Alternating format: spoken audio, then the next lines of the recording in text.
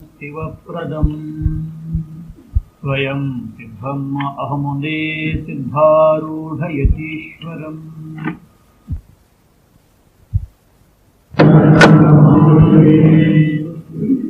ಶ್ರೀಮದ್ ಜಗದ್ಗುರು ಸಿದ್ಧಾರೂಢರ ಸದ್ಗುರುಗಳ ವಿಶ್ವಗುರು ಬಸವ ತಂದೆಯನ್ನು ಮೊದಲು ಮಾಡಿಕೊಂಡು ಸಮಸ್ತ ಶರಣರ ಅರ್ಕನವನ್ನು ಮೊದಲು ಮಾಡಿಕೊಂಡು ಸಮಸ್ತ ಶರಣೀಯರ ಸದ್ಗುರುಗಳ ಪಾದಾರವಿಂದಗಳನ್ನು ಹೃದಯಾರಿಂದಲೇ ಸ್ಮರಿಸಿಕೊಳ್ಳುತ್ತಾ, ಆತ್ಮೀಯರೇ, ಪೂರ್ವದಲ್ಲಿ ನಮ್ಮ ಪೊಲೀಸರು ಬರ್ಕೊಂಡು ಬಂದಂತ ಅಥವಾ ಪ್ರಿಂಟ್ ಮುದ್ರಣ ಮಾಡಿಸಿಕೊಂಡು ಬಂದಂತಹ ವಿಷಯವನ್ನ ನಮ್ಮೆಲ್ಲರ ಮುಂದೆ ಅದನ್ನು ಓದಿ ತೋರಿಸಿದ್ರು.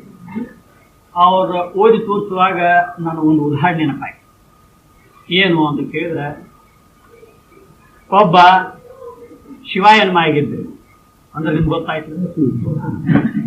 ಶಿವಾಯನ್ಮ ಆಗಿದ್ದ, ಮತ್ತ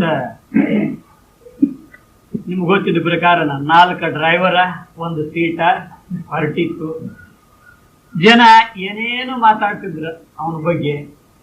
ಅವನ ಹೆಂಡತಿನೂ ಆ ಹಿಂದಿನ ಹೆಣ್ಮಕ್ಳ ಬಳಗಾಗ ಅಳ್ಕೋತ ಹಾಕಿದ್ರು ಬೆಂದ್ ಹತ್ತಿ ಬಿಟ್ಟಿದ್ರು.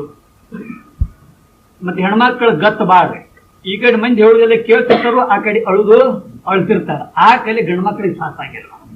ಮತ್ತೆ ಏರಿಳಿತಗಳು ಅವು ಗಂಡ್ಮಕ್ಳಿಗೆ ಬರಾಗಿಲ್ಲ. ಆ ಹೆಣ್ಮಕ್ಳಿಗೆ ಒಂದು ಅಸಾಧಾರಣ ರೀತಿ ಕಲೆ ಅವ್ರಿಗೆ ಸಾಸಿರ್ತೈತಿ. ಆ ಪದ್ಧತಿ ಪ್ರಕಾರ ಅವರೆಲ್ಲ ಅಳ್ತಿರ್ತಾರ, ಮಂದಿ ಹೇಳುದು ಮಾತ್ರ ಮಾಡಿರ್ತಾರೆ, ಹಾಗೆ ಕೇಳ್ತಾನು ಇರ್ತಾರ. ಇದು ಎಲ್ಲ ಕೂಡ ನಡೆದಿತ್ತು.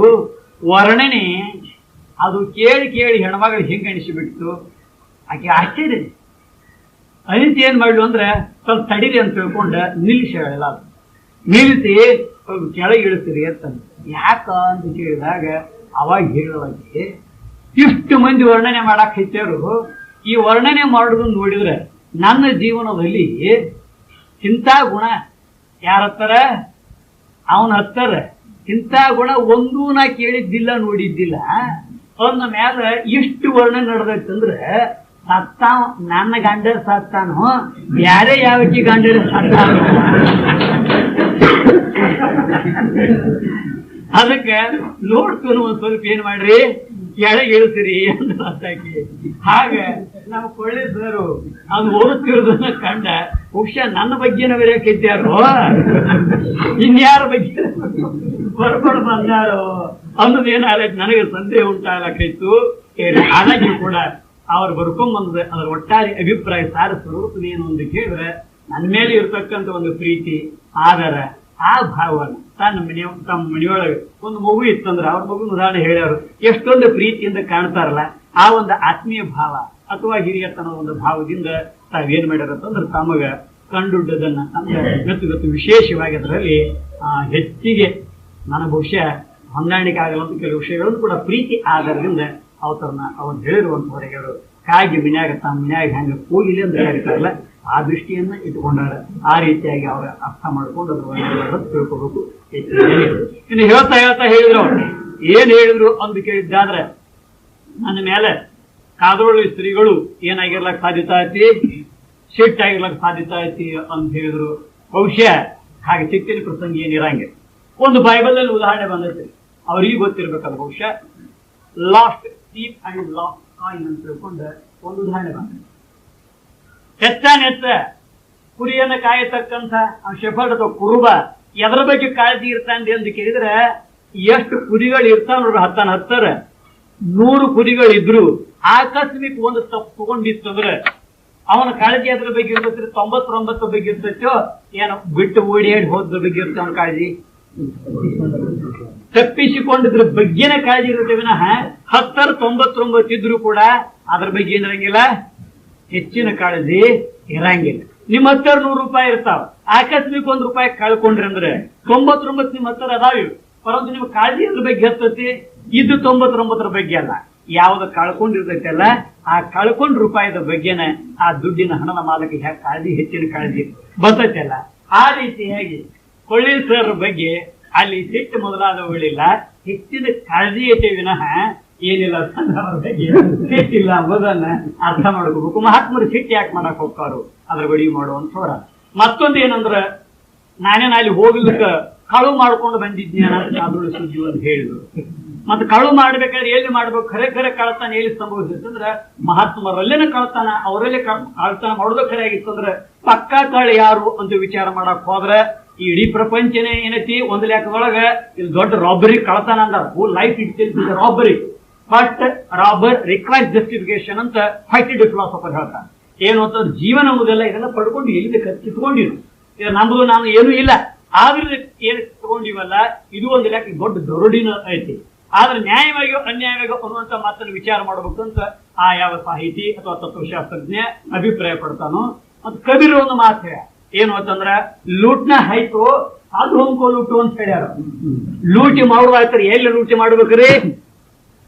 ಮಹಾತ್ಮರಲ್ಲೇ ಲೂಟಿ ಮಾಡ್ಬೇಕು, ಮಹಾತ್ಮರಲ್ಲೇ ಕಳ್ತನ ಮಾಡ್ಬೇಕು ಅಂದ್ರೆ ಹೊರಗಿನ ಸಾಮಗ್ರಿಗಳ ಅಲ್ಲ, ಅವರಲ್ಲಿ ಅಮೂಲ್ಯವಾದ ರತ್ನಗಳ ಇದನ್ನ ಕೇಳ್ಕೊಂಬಂದರಿ. ಸುಗುಣ ಮಣಿ ಸದ್ಗುರು ಅಂತ ಕೇಳ್ಕೊಂಬಂದರಿ. ಏನೋ ಸದ್ಗುಣಗಳು ಅಂತ ಮುತ್ತು ರತ್ನಾದಿಗಳ ಒಡವೆ ಎಂಬುದು ಜ್ಞಾನ ರತ್ನ. ಅದ್ ಎಲ್ಲಿ ಸಿಗಬೇಕು ಅಂತ ಕೇಳಿದ್ರೆ ಅದ ಕಡಿಕೆಯಲ್ಲಿ ಸಿಗೋದಿಲ್ಲ. ಕೊಯ್ನೂರು ರತ್ನ ಇದೇನೋ ತಾತ್ಪೂರ್ತಿಕ ರತ್ನ. ನಿಜವಾದ ರತ್ನ ಯಾವುದು ಮಹಾತ್ಮರ ದೃಷ್ಟಿಯಲ್ಲಿ ಅಂತಂದ್ರೆ ನಿನ್ನ ಒಡವೆ ಎಂಬುದು ಜ್ಞಾನ ರತ್ನ. ಅಂತ ರತ್ನಗಳು ಬೇಕಾಗಿತ್ತು ಅಂದ್ರೆ ಅದನ್ನ ಎಲ್ಲಿ ಲೂಟಿ ಮಾಡ್ಬೇಕು, ಎಲ್ಲಿ ಕಳ್ತನ ಮಾಡ್ಬೇಕು ಅಂದ್ರೆ ಮಹಾತ್ಮರ ಹತ್ತರ ಬಂಧನ ಲೂಟಿ ಮಾಡ್ಬೇಕಾಕೈತಿ, ಅವ್ರ ಹತ್ತರ ಕಳ್ತನ ಮಾಡ್ಬೇಕಾಕೈತಿ. ಅದಕ್ಕೆ ಈ ಮೊದಲ ಲೂಟಿ ಮಾಡಿಲ್ಲ, ಕಳ್ತನ ಮಾಡಿಲ್ಲ ಅಂದಾರ ಅವರು. ಇನ್ನು ಅವಶ್ಯ ಹೋಗಿ ಕಾದ್ರೊಳಗೆ ಹೋಗಿ ಲೂಟಿ ಮಾಡ್ಕೊಂಡ್ ಬರ್ಬೇಕಂತ ಈ ಸಮಾಧಾನ.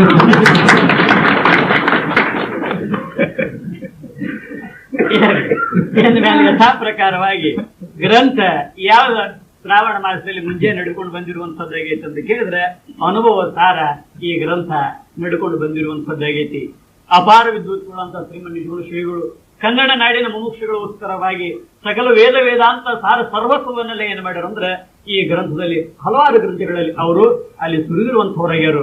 ಅದರಲ್ಲಿ ಅನುಭವ ಸಾರ ಎಂಬುದು ಇದು ಒಂದು ಪ್ರಾಮುಖ್ಯವಾದಂತಹ ಗ್ರಂಥ. ವೇದ ವಾಕ್ಯವನ್ನೆಲ್ಲ ಮೋದದಿಂ ಕನ್ನಡದಿ ಬೋಧಿಸುತ್ತ ಜನರ ಭೇದಮತಿ ಕೆಡಿಸಿರುವ ಸಾಧು ನಿಜಗುಣಿಗೆ ಮಣಿವೇನು ಅಂತ ಶ್ರೀಮತ್ ಪರಮಹಂಸ ಪರಿವ್ರಾಜಕಾಚಾರ್ಯರಂತಹ ಶಂಕರಾನಂದ ಮಹಾಸ್ವಾಮೀಜಿಯವರು ಜಡಿಮಠದ ಆ ಶ್ರೀಗಳು ಈ ಪದ್ಯ ಕಟ್ಟಿ ನಿಜಗುಣರನ್ನು ವರ್ಣನೆ ಮಾಡ್ಯಾರ. ಅಂತಹ ಮಹಾನುಭಾವಿಗಳು ಶ್ರೀಮನ್ ನಿಜಗುಣರು. ಇಲ್ಲಿ ಬ್ರಹ್ಮಸೂತ್ರ, ಗೀತಾ, ಉಪನಿಷತ್ತಾದಿ ಗ್ರಂಥಗಳ ಆಧಾರದ ಮೇಲಿಂದ ಅದು ಅಲ್ಲದೆ ಪರಾತ್ಪರ ಒಪ್ಪಚ್ಚಿತ್ತು ತನ್ನೆರವೆಂದು ನಿಜವನರಿದ ನಿಜಗುಣ ಯೋಗಿ, ಅದು ಅಲ್ಲದೆ ಗುರುವಿನ ಆಶೀರ್ವಾದದಿಂದ ಈ ಗ್ರಂಥವನ್ನು ಅವರು ರಚನೆ ಮಾಡಿರುವಂತವರ ಮಾತನ್ನ ಆರಂಭದಲ್ಲಿ ಹೇಳ್ಕೊಂಡು ಬಂದವರು ಮೊದಲ ಮಂಗಲ ಮಾಡಿದ್ರು. ಪ್ರಕರಣ ಸ್ಥಿತಿ ನಿರೂಪಣೆ ಮಾಡುವಲ್ಲಿ ವಿಷಯವನ್ನು ಪ್ರತಿಪಾದನೆ ಮಾಡ್ತಾ ನಾನು ಬರೆಯ ಕಲ್ಪನಾ ಕೆಟ್ಟಿ ಹೇಳೋದಿಲ್ಲ, ಸ್ವ ಅನುಭವ ಸಮ್ಮತವಾಗಿಯೂ ಗುರುವಿನ ಪರಂಪರೆಗೆ ಅನುಸಾರವಾಗಿಯೂ ಇದು ಅಲ್ಲದೆ ಮತ್ತೇನು ಅಂತಂದ್ರೆ ಶ್ರುತಿಯನೆಯ ಸ್ಮರಿಸಿ ಪೇಳದ ದಿಶೆಯಾದ ಋಷಿ ವಾಕ್ಯ ಸ್ಮೃತಿ ಎನಿಸಿ ಲೋಕದೊಳು ಸೇವೆವೆನಿಸಲ್ಲ ಆ ಶ್ರುತಿಯೇ ಪ್ರಮಾಣ ಅಖಿಳ. ಯಾವುದು ಪ್ರಮಾಣ ತತ್ವ ನಿರ್ಣಯ ಮಾಡುವಲ್ಲಿ ಅಂತ ವಿಚಾರ ಮಾಡಕ್ ಹೋದ್ರೆ ಕೆಲವು ಕಡೆ ಅಭಿಪ್ರಾಯ ನಮ್ಗೆ ಕೇಳ್ತದ. ಅನುಭವೇ ಪ್ರಮಾಣ ಅಂತ ಕೆಲವು ಮಂದಿ ಅಂತಿರ್ತಾರ. ಆದ್ರೆ ಆ ಪ್ರಮಾಣನ ಮಾತಿಗೆ ಹಲವಾರು ಅರ್ಥಗಳದಾವು. ಇಲ್ಲಿ ಸಾಧನ ರೂಪ ಪ್ರಮಾಣ ಅನುಭವ ಅಂತ ಅರ್ಥ ಇಟ್ಟುಕೊಂಡಿದ್ರೆ ಅದೇನಾಗುವುದಿಲ್ಲ, ಅನುಭವ ಪ್ರಮಾಣ ಆಗುವುದಿಲ್ಲ. ಅನುಭವ ಇದು ಪ್ರಮಾಣವೇ ಅಲ್ಲ. ವಿಚಾರ ಮಾಡು ಮಾತು ಅನುಭವ ಏನಲ್ಲದ ಪ್ರಮಾಣ ಅಲ್ಲ. ಯಾಕಲ್ಲ ಅಂತ ಕೇಳಿದ್ದಾದ್ರೆ ಅದು ಸಾಧನ ಅಲ್ಲ, ಕರಣ ಅಲ್ಲ, ಸ್ಮೃತಿಗಿಂದ ಜ್ಞಾನ, ಅದ್ರ ಉಂಟಾದ ಜ್ಞಾನ ಐತಿ, ಅದು ಸಾಧ್ಯ. ವಿನಯನಲ್ಲದು ಸಾಧನ ಅಲ್ಲ.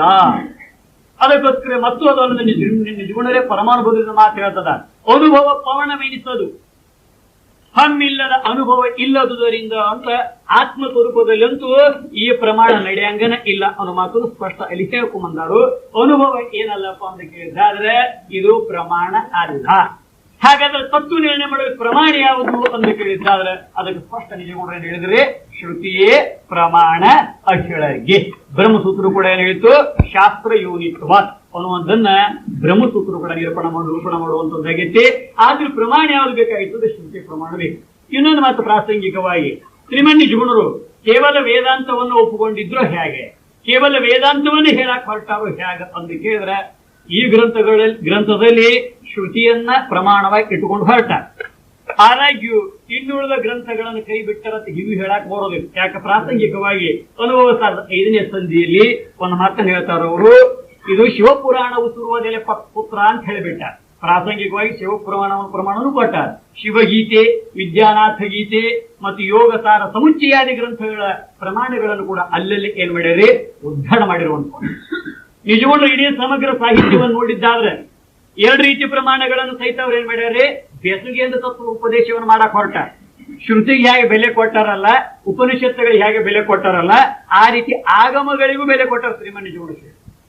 ಅದಕ್ಕಾಗಿ ಯೋಗ ಸ್ಥಳದಲ್ಲಿ ಸಹಿತ ಜಗದಾದಿ ಲಿಂಗವನ್ನು ಆರು ಅರಿಯಬಹುದು ಆಗಮವನ್ನು ಉಳಿದು, ಆಗಮ ಬಿಟ್ಟು ಜಗತ್ತಿನ ಮೂಲ ಕಾರಣವಾದ ಪರಮಾತ್ಮ ಸ್ವರೂಪವನ್ನು ಯಾರು ಅರಿಯಬಲ್ಲರು ಅಂತ ಪ್ರಶ್ನೆಗೆ ಏನ್ ಹೇಳ್ಬಿಟ್ಟಾರಲ್ಲಿ ಆಗಮಕ್ಕೂ ಪ್ರಾಶಸ್ತ್ಯ ಕೊಟ್ಟರು. ಅದು ಅಲ್ಲದೆ ಮತ್ತೇನು ಅಂತಂದ್ರೆ ಯೋಗಪಾದ, ಕ್ರಿಯಾಪಾದ, ಜ್ಞಾನಪಾದ, ಇವೇನದವ್ರಿ ನೀತಿಪಾದ, ಚರ್ಯಪಾದ, ಯೋಗಪಾದ, ಜ್ಞಾನಪಾದ, ಈ ಎಲ್ಲ ಪಾದಗಳ ವಿಚಾರ ಯಾವ್ದ್ರಿಂದ ಬಂತಂದು ಕೇಳಿದ್ದಾದ್ರೆ ಇದು ಆಗಮಗಳ ಪರಂಪರೆಯಿಂದ ಬಂದಂತಹ ವಿಚಾರ ಆಗಿರುವಂತದ್ದಾಗಿ. ಅದಕ್ಕೋಸ್ಕರ ಅಲ್ಲೆಲ್ಲೇನ ನಿಗಮಾಗಮವನ್ನು ಓದಿ ಸುಗುಣ ಸಂತತಿಗೂಡಿ ಜಗದೊಲವಾಂತು ತನ್ನ ಬಗೆಯನಾದ ಎದಿರಿ ಅನ್ನೋದನ್ನು ವಿಚಾರ ಮಾಡಿದ್ರೆ ನಿಗಮ ಆಗಮ ಎರಡವುಗಳನ್ನು ತೆಗೆದುಕೊಂಡರು.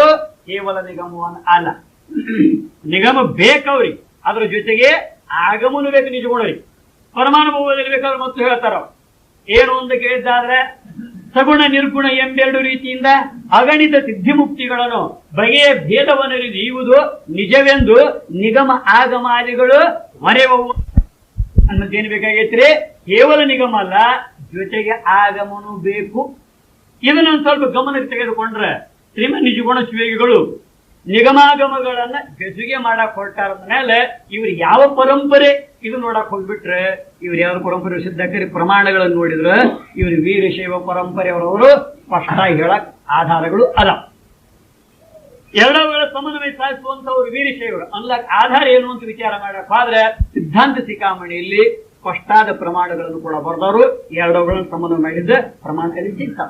ಅವ್ರು ಹೇಳ ವೇದ ಸಿದ್ಧಾಂತಯೋರ್ ಐಕ್ಯಂ ಏಕಾರ್ಥ ಪ್ರತಿಪಾದನಾ ಪ್ರಮಾಣಂ ಸದೃಶಂ ಜ್ಞೇಯಂ ಅಂತ ಹೇಳ್ಬಿಟ್ಟ. ಪ್ರಾಮಾಣ್ಯಂ ಸದೃಶಂ ಜ್ಞೇಯಂ ಅಂತ ಹೇಳ್ಬಿಟ್ಟ.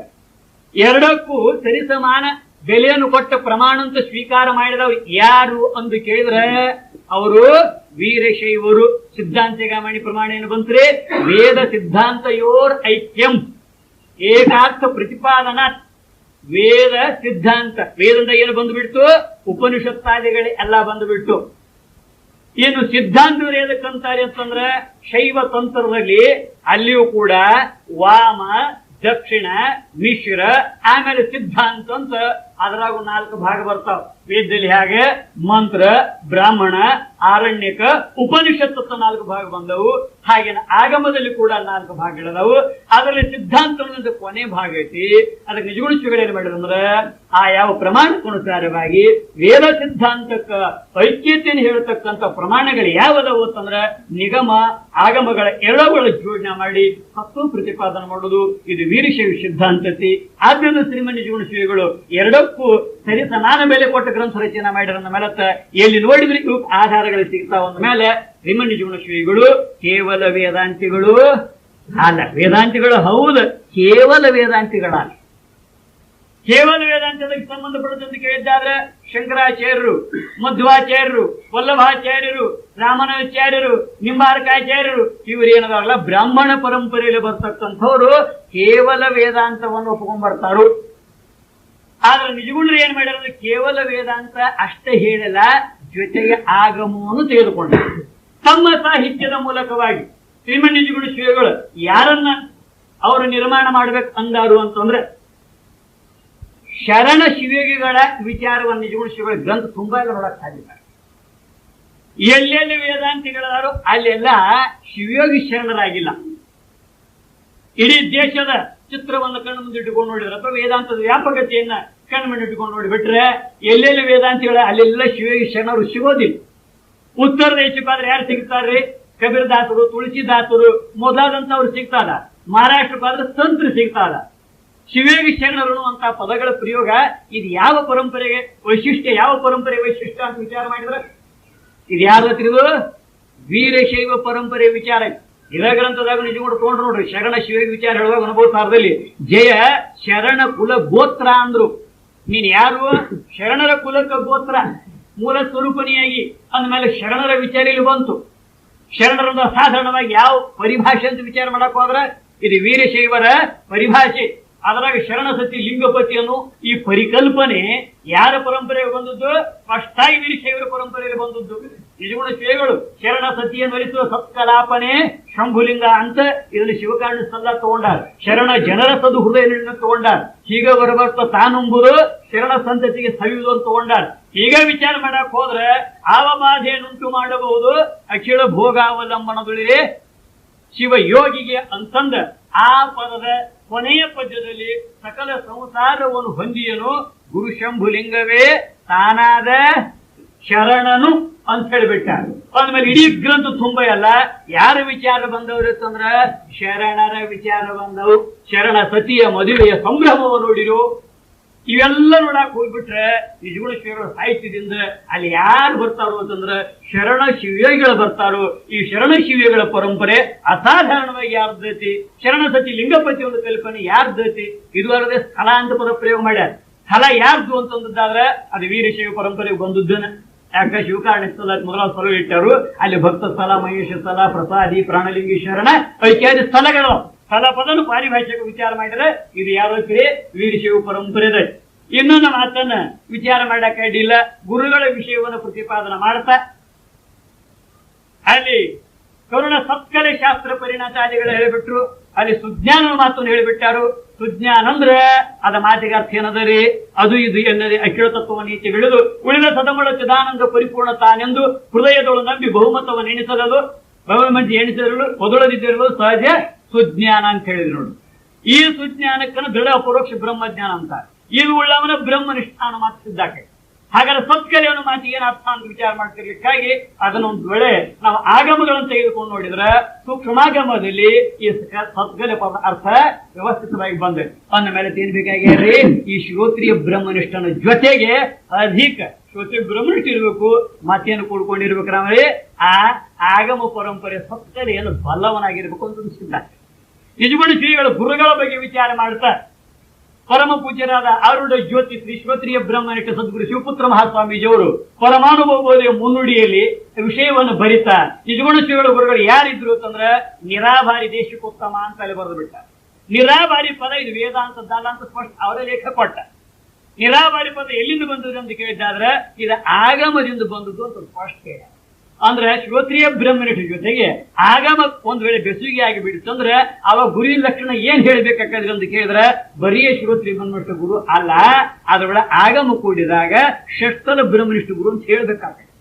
ನಿರಾಭಾರಿಯಲ್ಲಿ ಏನ್ ಕೂಡಿರ್ತಾವ್ರಿ ಅಂತಂದ್ರೆ ಈ ಸ್ಥಳದ ವ್ಯವಸ್ಥೆ ಅವನಿಗೆ ಅಂಗಕ್ಕೆ ಅಳವಟ್ಟಿರುವಂತ ವಿಚಾರ. ಆದ್ದರಿಂದ ಗುರುಗಳು ಎಂಥವ್ರು ಇರಬೇಕು ಅಂದ್ರೆ ಕೇವಲ ಶ್ರೋತ್ರಿಯ ಬ್ರಹ್ಮನಿಷ್ಠ ಅನ್ನೋದಾದ್ರೆ ಅದು ವೇದಾಂತಾದಿ ಪರಂಪರೆ ಹಿಡಿಕೊಂಡು ಅದು ಯಾವ ಕಡೆ ಹೋಗ್ತದ್ರಿ ಅಂತಂದ್ರೆ ವೀರಶೈವ ಪರಂಪರೆಗಿಂತಲೂ ವಿಲಕ್ಷಣವಾಗಿರ್ತಕ್ಕಂಥ ಯಾವ ಈ ಬ್ರಾಹ್ಮಣ ಪರಂಪರೆ, ಬ್ರಾಹ್ಮಣ ಕ್ಷತ್ರಿಯ ವೈಶ್ಯ ಮೊದಲಾದವರು ಹೇಳ್ತಕ್ಕಂಥ ಶಂಕರಾಚಾರ್ಯ ಮೊದಲಾದ ಪೀಠ ಪರಂಪರೆಗೆ ಸಂಬಂಧಪಟ್ಟ ವಿಚಾರ ಹೊರತಾಗಿ ಅದು ವೀರಶೈವ ಪರಂಪರೆಗೆ ಸಂಬಂಧಪಟ್ಟದ್ದು ಅನಿಸಿಕೊಳ್ಳಂಗಿಲ್ಲ. ಶ್ರುತಿ ಬ್ರಹ್ಮಿಷ್ಠ ಬೇಕ್ರೆ ಮತ್ತೆ 14 ದಯವಿಟ್ಟು ತಿಳ್ಕೊಂಡಿರಿ.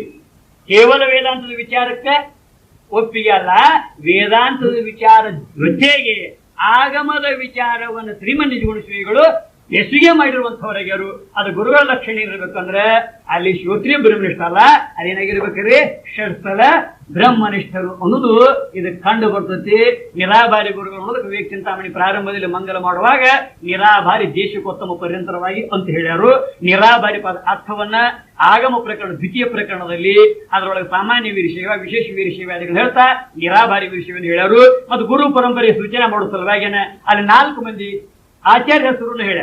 ಪಂಡಿತಾರಾಧ್ಯ, ಮುರಳಾರಾಧ್ಯ, ಏಕೋರಾಮಾರಾಧ್ಯ, ರೇವಣಾರಾಧ್ಯ ಅಂದ್ರೆ ಪಂಚಾಚಾರ್ಯ ಪರಂಪರೆ ಸೂಚ್ಯವಾಗಿ ಹೆಸರುಗಳಲ್ಲಿ ಅಷ್ಟೇ ಸ್ಪಷ್ಟಾಗಿಯೂ ಬಂದಿರುವಂತವಾಗ್ಯವು. ಅದಕ್ಕೆ ನಿಗಮಾಗಮ ಸಮನ್ವಯಕಾರ ಆಗ್ಯಾರ ಶ್ರೀಗಳು.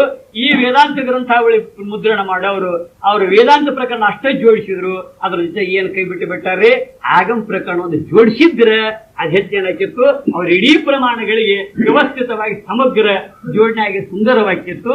ಯಾಕೋ ಇನ್ನುಳಿದ 9 ಪ್ರಕರಣದೊಳಗೆ ಆ ಹುಡುಗ ಬಗ್ಗೆ ಈ ಆಗಮ ಈ ಕಡೆ ಕೂತ್ಕೊಂಡಿದ್ರೆ ಮತ್ತಷ್ಟು ಹೆಚ್ಚ ಅವ್ರು ಹೇಳುವ ನಿಗಮಾಗಮಗಳ ಜೋಡಣೆಗೆ ಹೆಚ್ಚಿನ ಒಂದು ಅನುಕೂಲತೆ ಒದಗಿ ಬರ್ತಿತ್ತು ಅಂತ ನನಗನ್ಸ್ತತಿ. ಅಂತ ಈ ರೀತಿಯ ಗುರುಗಳ ಪರಂಪರೆ ವಿಚಾರ ಮಾಡುವ ವ್ಯವಸ್ಥೆ ಹೀಗಿರುವಂತದ್ದಾಗೈತಿ. ಅಷ್ಟೆಲ್ಲ ಹಿನ್ನೆಲೆ ಇಟ್ಟುಕೊಂಡು ತತ್ವವನ್ನು ಬಲ್ಲಂತ ಮಹಾನುಭಾವ ಶ್ರೀಮನ್ ನಿಜಗುಣ ಶ್ರೀಗಳು ಪ್ರಥಮ ಸಂಧಿಯಲ್ಲಿ ಯಾವ ವಿಷಯವನ್ನು ಪ್ರತಿಪಾದನೆ ಮಾಡಿದ್ರು ಅಂದ್ರೆ ಜಗತ್ತಿನ ವಿಷಯವನ್ನು ಕುರಿತು ಪ್ರತಿಪಾದನೆ ಮಾಡಿದರು. ಜಗತ್ತು ವಿಚಾರವನ್ನು ಹೇಳುತ್ತಾ ಅವರು ಶಿಷ್ಯ ಪ್ರಶ್ನೆ ಮಾಡಿದ, ಏನೆಂದು ತಿಳಿವೆನಾ ನೀನೆಂದು ನಂಬಿ ಸಂಧಾನವನ್ನು ಮಾಡ್ಪೆ, ಸತ್ಯಾರ್ಥ ನಿಧಿ ಗುರುವರ್ಯ ನೀನೇ ಕರುಣಿಸುವುದು ಅಂತ ಕೇಳಿದ್ರು. ಕೇಳಿದಾಗ ಗುರುಗಳು ಉತ್ತರ ಹೇಳಾಕ ಪ್ರಾರಂಭ ಮಾಡಿ, ಏಕಮೇವ ದ್ವಿತೀಯಾತ್ಮನಲ್ಲಿ ತೋರ್ಪಲೋಕರಂಜನೆ ಕಾಲ್ಪನಿಕ ವಿಷಯ ಅಂತ ಪ್ರತಿಪಾದನೆ ಪ್ರಾರಂಭ ಮಾಡಿದ್ರು. ಬ್ರಹ್ಮ ಆಧಾರ, ಆಧೇಯ ಈ ಮಾಯಿ ಅಂತ ಹೇಳಿ ಅವರ ಬೆಸುಗೆಯಲ್ಲಿ ಏನಾಗಿಬಿಟ್ಟತ್ರಿ, ಜಗದಾದಿಗಳು ಉತ್ಪತ್ತಿ ಅದು ಅಂತ ಹೇಳಿದ್ರು. ಹೇಳ್ತಾ ಇದು ಮಾಯಿಯ ಪರಿಣಾಮ, ಚೇತನದ ವಿವರ್ತ ಅಂತ ಹೇಳಿದ್ರು. ಅದ್ಯಾಕ್ರೆ ಮಾಯ ಪರಿಣಾಮ ಅಷ್ಟೊಂದು ರೆಡಿಯೋದಿಲ್ಲ ಏನು ಅಂತಂದಾದ್ರೆ, ಸತ್ಯನಿಸಿ ಬೇರೊಂದು ಉಪಾದಾನ ಇಲ್ಲಾಗೆ ಚಿತ್ತಿನ ವಿವರ್ತವೆಂದೇನೆಂಬುದು ಅನುಮಾತ ನಿರ್ಣಯ ಹೇಳಿದರೆ, ಅದಕ್ಕೆ ನಮ್ಮ ಕೊಳ್ಳಿಸರು ಅವಿಕೃತ ಪರಿಣಾಮವಾದಕ್ಕೆ ಯಾಕೆ ಅನುವಾದ ಅನುಮಾತವನ್ನು ಸಹಿತ ಎತ್ಕೊಂಡು ಬಂದ್ರು. ಆದ್ರೆ ಬಂಗಾರ ಸುವರ್ಣ ದೃಷ್ಟಾಂತ ಅದು ಎದಕ್ಕೆ ಸಂಬಂಧಪಟ್ಟ ನಿಜಗುಂಡ್ರ ಲೇಖದ ಪ್ರಕಾರ ಅವ್ರು ಸ್ವತಃ ಹೇಳ್ಯಾರು. ಇನ್ನು ಕೇಳ ಹೊನ್ನು ತನ್ನ ನಿಜಮಂ ಬಿಡದೆ ಭಿನ್ನ ಕಟಕಾಲಿ ಏರಿಸಲದು ವಿವತ್ತಮ್ಮ ಅಂತ ಉದಾಹರಣೆ ಕೊಟ್ಟು ಹೇಳ್ಯಾರ. ಆ ಸುವರ್ಣ ಕಟಕದ ದೃಷ್ಟಾಂತ ಎದಕ್ಕೆ ಜೋಡಣೆ ಆಯ್ತಿರೋದು, ನಿಜಗುಂಡ್ರ ಲೆಕ್ಕದಾಗ ಇದು ವಿವತ್ತವಾದ ಉದಾಹರಣೆ ಆಗಿರುವಂತಹದ್ದಾಗಿ. ಆದ್ದರಿಂದ ಅಂದ್ರೆ ಹಾಗೆ ಕೆಟ್ಟಿಲ್ಲ, ಹಾವಾಗಿ ತೋರುದು ಬಿಟ್ಟಿಲ್ಲ. ಬಂಗಾರ ಕೆಟ್ಟಿಲ್ಲ, ಆಭರಣ ಆಗಿ ತೋರುದು ಬಿಟ್ಟಿಲ್ಲ. ಇದಕ್ಕೇನಂತಾರು ವ್ಯವಹಾರ. ಅದರಂಗಿನ ಮತ್ತು ಜೋಡ್ಕೊಳಕ್ ಸಾಧ್ಯ ಐತ್ರಿ. ಯಾವ ಅಂತಂದ್ರ ಇನ್ನು ಕೇಳ ಮಣ್ಣು ತನ್ನ ನಿಜಮ ಬಿಡದೆ ಭಿನ್ನ ಘಟಾರಿ ಎಣಿಸಲದು ವಿವರ್ತ ಅಂತ ತಗೊಳಕ್ಕೂ ಬರ್ತದೆ. ಇನ್ನು ಕೇಳ ನೀರು ತನ್ನ ನಿಜಮ ಬಿಡದೆ ಭಿನ್ನ ಮೋಡಾದಿಗಳಾಗಿ ತೋರಲು ಇದು ವಿವರ್ತಮ್ಮ ತೋರಕ್ಕೂ ಬರ್ತದೆ. ಅಂತೂ ಜಗತ್ತಿಗೆ ಏನಂದ್ರ ಚೇತನ ವಿವರ್ತ ಅಂದ್ರು. ಅಂತಿಮ ನಿರ್ಣಯ ಇಲ್ಲೇ ಐತೇನು ಅಂತಂದ್ರೆ ನಿಜಗುಂಡ್ರ ಇನ್ನೂ ಒಂದು ಸ್ವಲ್ಪ ಪರಮಾನುಭವದಲ್ಲಿ ಹೋಗಿ ಒಂದು ಮಾತನ್ನ ಎತ್ತಿ ಹೇಳ್ತಾರ. ಏನೋ ಈ ಜಗತ್ತು ಬ್ರಹ್ಮ ವಿಲಕ್ಷಣನೂ ಅಲ್ಲ, ಬ್ರಹ್ಮಸ್ಥವೆನಿಸೋದು. ಬ್ರಹ್ಮದ ಕಾರ್ಯವೆಂದು ಏನಿಲ್ಲ, ಬ್ರಹ್ಮ ವಿವಸ್ತವೆಂದೆನಿಸೋದು. ಬ್ರಹ್ಮದ ವಿವಸ್ತು ಅಂತ ಅನ್ಕೊಳಕ್ ಹೋಗಿದ್ರೆ ಬ್ರಹ್ಮದ ವಿವಸ್ತುನು ಅಲ್ಲ ಅಂತ ಹೇಳಿದ್ರು. ಮತ್ತೇನ್ ಅನ್ಬೇಕು ಇದಕ್ಕೆ ಅಂತ ಕೇಳಿದ್ರೆ ಇದು ಕುಶಿದೋರಿಕೆ ಅಂದ, ಕುಶಿದೋರಿಕೆ ಅಂದ. ಮತ್ ಬರೇ ಪುಷಿ ಅಂದ್ರೆ ಬಂಜೆ ಮಗ ಮಲದು ಕೂಡ ಅಸತ್ತ ಪದಾರ್ಥಗಳದಾವ. ಮತ್ ಅಕಡ್ ಲಕ್ಷವಾದಿಗೇರಿ ಮತ್ ಅದಕ್ಕೆ ಹೆಸರಿಗೆ ಏನ್ ಕೊಟ್ಟಾರೆ, ತೋರಿಕೆ ಅಂತ ಮಾತ್ರ ಪದ ಪ್ರಯೋಗ ಮಾಡ್ಯಾರ.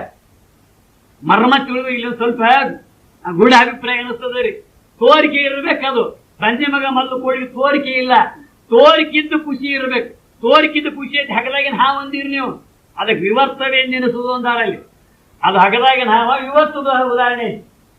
ಆ ವಿವರ್ತವು ಆಗದೆ ಹಗದಾಗಿನ ಹಾವಿನಂತೆ ಆಗದೆ ಏನಾಗಿರ್ಬೇಕಿರೋದು, ಖುಷಿ ತೋರಿಕೆ ಇರ್ಬೇಕು. ಖುಷಿ ಇರಬೇಕು, ತೋರಿಕೆ ಇರ್ಬೇಕು. ಬಂಜೆ ಮಗ ಮಲ್ಲು ಕೂಡ ಬರೇ ಖುಷಿ ಅದಾವ, ತೋರಿಕೆ ಇಲ್ಲ. ತೋರಿಕಿದ್ದು ಖುಷಿ ಇರ್ಬೇಕು. ಹಾಗದಾಗಿ ನಾವು ತೋರಿಕಿದ್ದು ಖುಷಿ ಐತಿ, ಪರಂತು ಏನಲ್ಲ ಅದ. ಹಿಂಗೈತಿ ಪ್ರಶ್ನೆ. ಅವ್ರು ಬಹಳ ಖುಷಿ ಆಗಿರ್ತಾರ ನೋಡ್ರಿ. ಎಲ್ಲರೂ ಯಾರು ಗೊತ್ತು ಟೈಮ್ ಹಿಡ್ಕೊಂಡವ್ರು ಹೊರತಾಗಿ ಪರಂತು ಬಹಳ ಸೂಕ್ಷ್ಮತೆಗಳು ನನಗೆ ಅಷ್ಟೇ ಬಂದಾಗಿನಿಂದ ಇಂತ ಏನು ಮಾರ್ಮಿಕ ವಿಚಾರ ಬಂತಿಲ್ಲೋ ಅದ್ನ ಅವ್ರು ಪ್ರಯೋಗ ಮಾಡಿ ಇರ್ತಾರೆ. ಅವ್ರಿಗೆ ಕಂಟ್ರೋಲ್ ಆಗಂಗ್ ಕಾಣಂಗಿಲ್ಲ ಅಂತ ಇಲ್ಲ. ಬಹಳ ಸಂತೋಷ ಸಮಾಚಾರ. ಇಂಥವ್ರು ಇರ್ಬೇಕು. ಜಾಗೃತಿ ಜನ ಸಮಾಜದಾಗಿದ್ರೆ ಯಥಾತ್ವ ತತ್ವಶಾಸ್ತ್ರ ಕತ್ರಿ ಜಗತ್ತಲ್ಲಿ ಅದು ಹೆಚ್ಚಿಗೆ ಪ್ರಸಾರ ಆಗಿ ಪರಿಣಾಮ ತನ್ನ ಫಲವನ್ನು ಕೊಡುತ್ತೆ. ಬಹಳ ತುಂಬಾ ಸಂತೋಷ ನಿಮ್ಮಂತವ್ರು ಇರ್ಬೇಕು ಸಮಾಜದಲ್ಲಿ. ಅದು ಇರಲಿ. ನನಗೇನ್ ಹೇಳ್ಬೇಕಾಗಿತ್ತು ಅಂದ್ರೆ ಇದು ಖುಷಿದೋರ್ಕೆ ಅನ್ನೋ ಮಾತನ್ನ ಅಂತಿನ ಹೇಳಿಬಿಟ್ಟಾರು. ಇನ್ನು ಎರಡನೇ ಸಂಧಿಯಲ್ಲಿ ಬಂದಾಗ ಶ್ರೀಮನ್ನಿಜಗುಣ ಶ್ರೀಗಳ ಅಲ್ಲಿ ಶಿಷ್ಯ ಇದ್ದ ಪ್ರಾರಂಭದಲ್ಲಿ ಪ್ರಶ್ನೆ ಮಾಡ್ಯಾನು, ಗುರುದೇವ ಒಂದು ಚೈತನ್ಯ ಹೇಳಿಬಿಟ್ರಿ, ಜೀವೇಶ್ವರ ಸ್ವರೂಪಾದಿಗಳು ಎರಡಾಗಿ ವ್ಯವಸ್ಥೆ ಹೇಗಾಗೈತಿ, ಜೀವನ ವ್ಯವಹಾರ ಏನ್ ನಡೀತಾವು ಇದರ ಬಗ್ಗೆ ಪ್ರಶ್ನೆ ಮಾಡಿದ್ರ ಅದಕ್ಕೆಲ್ಲ ಹೃದಯ ಕಮಲದ ವಿಚಾರ ಹೇಳಿದ್ರು, 3 ಅವಸ್ಥೆಗಳ ವಿಚಾರವನ್ನು ಹೇಳಿದ್ರು. ತದನಂತರದಲ್ಲಿ ಅದು ಒಬ್ಬನಲ್ಲಿ ಪ್ರೇರಕಾದಿ ಭಾವಗಳು ಹೇಗೆ ನಡೀತಾವಪ್ಪ ಅಂತ ತಿಳ್ಕೊಂಡು ಹೇಳಿದ್ರೆ ಹಲವು ರೀತಿ ಉದಾಹರಣೆಗಳನ್ನು ಕೊಟ್ಟು ಸೂರ್ಯ ತನ್ನ ಪ್ರತಿಬಿಂಬವನ್ನು ಅಂತ ಹೇಳಿದ್ರು. ಕಣ್ಣಿಗೆ ಬಂದ ಮಾತೇನು ಹೇಳಿದ್ರೆ ಯಾವ ಸೂರ್ಯನ ಸನ್ನಿಧಾನದಲ್ಲಿ ಎಲ್ಲ ನಡೀತಿರುವುದಕ್ಕ ಯಾವ ಸೂರ್ಯಕಾಂತ ಮಣಿ ದೃಷ್ಟಾಂತವನ್ನು ಕೊಟ್ಟು ಹೇಳುವಂತ ಹೋರಾದ್ರು. ಈ ರೀತಿಯಾಗಿ ಜೀವೇಶ್ವರರು ಒಂದಾದ ಚೈತನ್ಯ ಉಪಾಧಿವಶಾತ್ತಾಗಿ ಜೀವ ಈಶ್ವರರಾಗಿ ವ್ಯವಹರಿಸಿದ್ರು ಕೂಡ ಪರಮಾತ್ಮ ಸ್ವರೂಪ ಏನತ್ತಲ್ಲ ಅದಕ್ಕೆ ಏನೊಂದು ಹಾನಿ ಇಲ್ಲದೆ ಇದ್ದಕ್ಕಿದ್ದಂತೆ ಇರುವಂತಹ ವಸ್ತು ಆಗೈತಿ. ಅಂತ ವಸ್ತುವನ್ನು ಯಾರು ಯಥಾರ್ಥವಾಗಿ ನಿರ್ಧಾರ ಮಾಡ್ತಾರಲ್ಲ ಅವರು ಜಗವೆಂದುರಂ ತಾನೆ, ಜಗದೀಶನಂ ತಾನೆ, ಎಲ್ಲ ಜಗದಾತ್ಮರೆಲ್ಲೂ ತಾನೆಂದು ಬಗೆವಾತನು ಉತ್ತಮ ನೋಡ ಅನ್ನುವಂತ ಉಪದೇಶವನ್ನು ಕೂಡ ಹೇಳ್ಯಾರ. ಗುರುಗಳು ಒಂದೇ ಚೆನ್ನಾಗಿ ಹೇಳಿದ್ರು. ಹೇಳುವಂತ ತಿಳ್ಕೊಳ್ಳುವಂತ ಶಿಷ್ಯರ ಮಾತ್ರ ಏನ್ ಮಾಡ್ತಾರೋ ತಮ್ಮ ಅಧಿಕಾರಕ್ಕನುಸಾರ ಅಧಿಕಾರ ಪ್ರಭೇದದಿಂದ ಏನ್ ಮಾಡ್ತಾರೆ ಬೇರೆ ಬೇರೆ ತಿಳ್ಕೊಳ್ಳುವಂತ ಹೊರಕ ಒಂದೊಂದ ಉಪನಿಷತ್ನ ಉಪದೇಶ ಕೊಟ್ಟರು ಪ್ರಜಾಪತಿ. ದೈತ್ಯರು ಒಂದ್ ರೀತಿ ತಿಳ್ಕೊಂಡ್ರು, ಮಾನವ ರೀತಿ ಒಂದ್ ರೀತಿ ತಿಳ್ಕೊಂಡ್ರು, ದೇವತೆಗಳು ಒಂದ್ ರೀತಿ ತಿಳ್ಕೊಂಡ್ರು. ದೈತ್ಯರು ಏನ್ ತಿಳ್ಕೊಂಡ್ರು ಅಂತಂದಾದ್ರೆ ಅವ್ರು ಹೇಳಿದ್ರು ಇದು ಕೊಟ್ಟಿದ್ರ ಅರ್ಥ ನಾವ್ ಯಾವಾಗಲೂ ಎದರಲ್ಲಿ ಆಸಕ್ತಿ ಇದೀವ್ರಿ, ನಾವು ವಿಷಯ ಲೋಲುಪ್ತಿರದೀವು, ಅಲ್ಲಿ ದೇವತೆಗಳು ಬಂದದ್ದು ಇವು ದಯಾಹೀನರದೀವಿ, ನಾವು ಕ್ರೂರರದೀವು. ಅದಕ್ಕೆ ನಮಗೇನು ಉಪದೇಶ ಮಾಡ್ಯಾನವ? ದಯಾವಂತರಾಗಿರಕ್ಕೆ ಉಪದೇಶ ಮಾಡ್ಯಾನಂತ ಅವ್ರ ದೈತ್ಯ ತಿಳ್ಕೊಂಡ್ರು. ದೇವತೆಗಳೇನ್ ತಿಳ್ಕೊಂಡ್ರು ಅಂದ್ರೆ ನಾವ್ ಯಾವಾಗಲೂ ವಿಷಯ ಲೋಲುಪ್ತಿರದೀವು, ಅದಕ್ಕೆ ಇಂದ್ರಿಯ ನಿಗ್ರಹ ಮಾಡ್ಕೋರಿ, ದಮೆ ಉಳ್ಳವರಾಗ್ರಂತ ಉಪದೇಶ ನಮಗ್ ಮಾಡ್ಯಾನ ಅವ್ರು ತಿಳ್ಕೊಂಡ್ರ. ಆಮೇಲೆ ಮನುಷ್ಯರು ಏನ್ ತಿಳ್ಕೊಂಡ್ರು ಅಂತಂದ್ರೆ ನಾವ್ ಯಾವಾಗಲೂ ಜಿಪ್ಪುಂಡ್ರದೀವು, ಯಾರಿಗೆ ದುಡ್ಡು ಪೈಸಾ ಬಿಟ್ಟು ಕೊಡೋವರಲ್ಲ, ಒಂದ್ ಈಟಿಲ್ ಒಂದ್ ಈಟಿ ಏನ್ ಮಾಡ್ರಿ ದಾನ ಮಾಡೋ ಗುಣ ಕಲಿದಂತ ನಮಗ್ ಉಪದೇಶ ಹೇಳಂತ ಇವ್ರು ಮಾನವರು ತಿಳ್ಕೊಂಡ್ರಂತ. ಉಪದೇಶ ಮಾತ್ರ ಒಂದು ಐತಿ, ತಿಳ್ಕೊಳ್ಳುವಂತ ತನ ಏನೈತ್ರಿ ಅಧಿಕಾರ ಮಟ್ಟಕ್ಕನುಸಾರವಾಗಿ ಅವ್ರು ತಿಳ್ಕೊತಿರ್ತಾರೋ ಆ ರೀತಿ ಏನಂತಂದ್ರೆ ಉಪದೇಶನ ಮಾಡಿರುವಂತವನ್ನ ಆಜ್ಞೆ. ಆದಾಗ್ಯೂ ತಿಳ್ಕೊಳ್ಳೋರಲ್ಲಿ ಕೂಡ ಈ 3 ಭಾಗ ಅದಾವ ಅಂತ ಹೇಳಿ ಅದರಾಗ ಉತ್ತಮ ಯಾರಪ್ಪ ಅಂದ್ರ ಸರ್ವೂ ತನ್ನ ಆತ್ಮ ಸ್ವರೂಪ ಅಂತ ತಿಳ್ಕೊಂಡವ ಉತ್ತಮದ ನೋಡುವಂತ ಈ ಅನುಭವ ಸಾರದ 2ನೇ ಸಂಜೆ ಪರ್ಯಂತರವಾಗಿ ಸಾಗಿಕೊಂಡು ಬಂದಿರತಕ್ಕಂತ ವಿಚಾರ ಆಗಿರುವಂತದ್ದಾಗೈತಿ. ಅಂತೂ ಈ ಸಲ ಶ್ರಾವಣ ಮಾಸದ ಈ ಕಾರ್ಯಕ್ರಮ ನನಗೆ ಆಕಸ್ಮಿಕವಾಗಿ ಅನಿರೀಕ್ಷಿತವಾಗಿ ಯಾರು ಅಂತ ಕೇಳಿದ್ದಾದ್ರೆ ನಮ್ಮ ಸನ್ಮಾನ್ಯ ಶ್ರೀ ಕುರಿಯವರು ಹಾಗೂ ನಮ್ಮ ಹೊಸಮಣಿಯವರು ಎಲ್ಲಿ ಬಂದ್ರೆ ಬೆಲ್ಲದ ಭಾಗ್ಯ ಹೊಡಿಯಾಗಿ ಸಹಜಾಗಿ ಬಂದಾಗ ಯಾವ ಆಡಿಯ ಸ್ತ್ರೀಗಳು ಯಾರಿಗೆ ಹೆಚ್ಚ ಅಂತ ಪರಿಚಯ ಅಂತಂದ್ರೆ ಶ್ರೀಮಠದ ಸ್ತ್ರೀಗಳಿಗೆ ಹೆಚ್ಚಿನ ಒಂದು ಆತ್ಮೀಯತೆ, ಅವರೇನು ಬಹುಶಃ ಅಲ್ಲೆಲ್ಲಿ ಕೊಡುವಂತಹ ಮಹಾತ್ಮರು. ಹೀಗಾಗಿ ನಾನು ಪರಿಚಯ ಅವ್ರು ಹೇಳಿಬಿಟ್ರು, ಈ ಸ್ತ್ರೀಗಳಿಂದ ಆಜ್ಞೆ ಹೊತ್ತು ಬಂದು ಅವ್ರು ನನಗೆ ನೀವು ಶ್ರಾವಣ ಮಾಸಕ್ಕೆ ಬರಬೇಕು ಅಂದ್ರು. ಆಗ್ಲಿ ಅಂತ ತಿಳ್ಕೊಂಡು ನಾವು ಒಪ್ಕೊಂಡೆ. ಎಲ್ಲಾದ್ರೂ ಸೇವಾ ಮಾಡಾಮ ನಂದು ಪರಿಸ್ಥಿತಿ ಏನೈತಿ, ಅನುಕೂಲ ಪರಿಸ್ಥಿತಿಯಲ್ಲಿ ಹೋಗುತ್ತೆ ನಾವು ಸೇವಾ ಮಾಡೋದು ಭಾರತ ಕಂಪನಿ ಅಂದ ಮೇಲೆ ನಾನು ಹೃತ್ಪೂರ್ವಕ ಒಪ್ಪಿಕೊಂಡು ಬಂದು ನೋಡ್ಲಿಕ್ಕಾಗಿ ನೀವೆಲ್ಲರೂ ಎಷ್ಟೊಂದು ಆತ್ಮೀಯತೆಯಿಂದ ಎಷ್ಟೊಂದು ಭಾವಭಕ್ತಿಯಿಂದ ಇಲ್ಲಿ ಬಂದ್ರಿ ಅಂತಂದ್ರೆ ವರ್ಣನಾತೀತವಾಗಿ. ನಿನ್ನೆ ಒಬ್ಬ ಅಜ್ಜಾರ ನಾವು ಪ್ರಸಾದಕ್ಕೆ ಹೋದ ಹೊತ್ತಿನಾಗ ಅಲ್ಲಿ ಒಬ್ಬ ಅಜ್ಜ ಭೇಟಿ ಆದ್ರು. ಅವರು ಎಷ್ಟು ಕಿಲೋಮೀಟರ್ ನಡೀತಾರೆ ದಿನ ಅಂದ್ರೆ 6 ಕಿಲೋಮೀಟರ್ ನಡೆದು ಬರ್ತಾರೆ. ಆಮೇಲೆ ಬಸ್ ಹೆಚ್ಚಿಗೆ ಬರ್ಬೇಕು ಅಂತ ಮತ್ತೆ ತಿರುಗಿ ಅವ್ರು ಹೋಗ್ಬೇಕು ಅಂತ. ಅವ್ರ ಹೆಸರು ನಾನು ನೆನಪಿಲ್ಲಿ ಇದ್ರಿ ಹುಷಾರ್ ಸಭೆಯಲ್ಲಿ ಅಂತ ಅಜ್ಜ ಅಂತಿಂತಿದ್ದು ದೂರದ ವಯಸ್ಸು 75 ವಯಸ್ಸು ಅಂತಾರೆ ಅವ್ರಿಗೆ. ಎಂಥವ್ರು ಏನದಾರಂದ್ರೆ ಓಡಾಡಿ ಎಷ್ಟು ಜೋರ್ದಾರದಾಗ ಬರ್ತಾರಂದ್ರೆ ಇದು ಆಶ್ಚರ್ಯಚಕಿತ ಘಟನೆ. ಮತ್ತೆ ಇದು ಅಲ್ಲ ಹೀಗೇನು ಪ್ರತಾಪನವ್ರ ಪಾಟೀಲ್ ಎಳೆದಾಡ್ಬಿಡ್ರಿ ಅಂತ ಹಿರಿಯರು ಅವ್ರ ಜೊತೆ ಬಂದ್ರೆ ಇಲ್ಲಿ ಬಂದ ಮೇಲೆ ನಾನು ಹೊಸ ಪರಿಸರ ಏನು ಅನಿಸಲಿಲ್ಲ. ಯಾಕಂತ ಕೇಳಿದ್ರೆ ಮೊದಲಿಂದಲೂ ನನಗೆ ಇಲ್ಲಿಯ ಭವಿಮಿನಿಯವರು ಅದು ಅಲ್ಲದೆ ಹೆಬ್ಬಳ್ಳಿಯವರು ನನಗೆ ಬಹಳ ಒಂದು ಪ್ರೀತಿಯಿಂದ ಮೊದಲಿಂದ. ಯಾಕಂದ್ರೆ ನನ್ನ ಆತ್ಮೀಯ ಕೋಲಾರ ಮನೆಯೊಳಗ ನಾ ಪ್ರವಚನ ಮೊದಲು 6-8 ವರ್ಷ ಹೇಳಿ ಅವ್ರ ಕೋಣಿ ಒಳಗೆ ಪ್ರವಚನ ಹೇಳ್ತಾ ಇದ್ನಿ. ಸ್ವಲ್ಪೇ ಜನ ಅವಾಗ ನಮ್ಮ ಸಿದ್ದರಾಮ ಶರೀಫ್ ಸಾಹೇಬರು ಇವರು ಬಂದವರು, ನಮ್ಮ ರಾಮಣ್ಣವರು ಅವರು ಬರ್ತಿದ್ರು. ಅಲ್ಲಿ ಅನೇಕ ಜನ ಇಲ್ಲಿಂದ ಬರ್ತಾ ಇದ್ರು. ಅದ್ರಾಗ ಹೆಚ್ಚಿನ ಪರಿಚಯ ಇಲ್ಲಿ ಬಂದ ಮತ್ತೆ ಯಾರ್ದು ಬಂತು ಅಂತ ಕೇಳಿದಾದ್ರೆ ನಮ್ಮ ಕೊಳ್ಳಿ ಸರ್ದು, ನಾಸಿಪುಡಿ ಸರ್ದು, ರಾಮಣ್ಣವ್ರ ಡಾಕ್ಟರ್ದು, ಹಿಂದಿದ್ದು ಅವ್ರ ಅಷ್ಟು ಅಲ್ಲ ಎಷ್ಟು ಮಂದಿ ಹೆಸರು ತಗೊಳ್ಬೇಕು ಅಂತ ಏನಪ್ಪಾ ಅಂತ ಕೇಳಿದ್ರೆ ನೀವೆಲ್ಲರೂ ಬಹಳ ಭಾವಪೂರ್ಣವಾಗಿ ಭಕ್ತಿಯಿಂದ ಆದರದಿಂದ ಪ್ರೀತಿಯಿಂದ ನಾನು ಕಾಣುವಂತವರಾಗಿರಿ. ನಿಮ್ಮೆಲ್ಲರಿಗೂ ಈ ರೀತಿಯ ಅವಕಾಶ ಒದಗಿಸಿಕೊಟ್ಟದ್ದಕ್ಕಾಗಿ ಶ್ರೀಗಳಿಗೂ ಸರ್ವರಿಗೂ ಕೂಡ ಅನಂತ ಶರಣು ಶರಣಾರ್ಥನ ಸಮರ್ಪಿಸಿ ನನ್ನ ಒಬ್ಬರು ಸೇವೆಗೆ ವಿರಾಮ.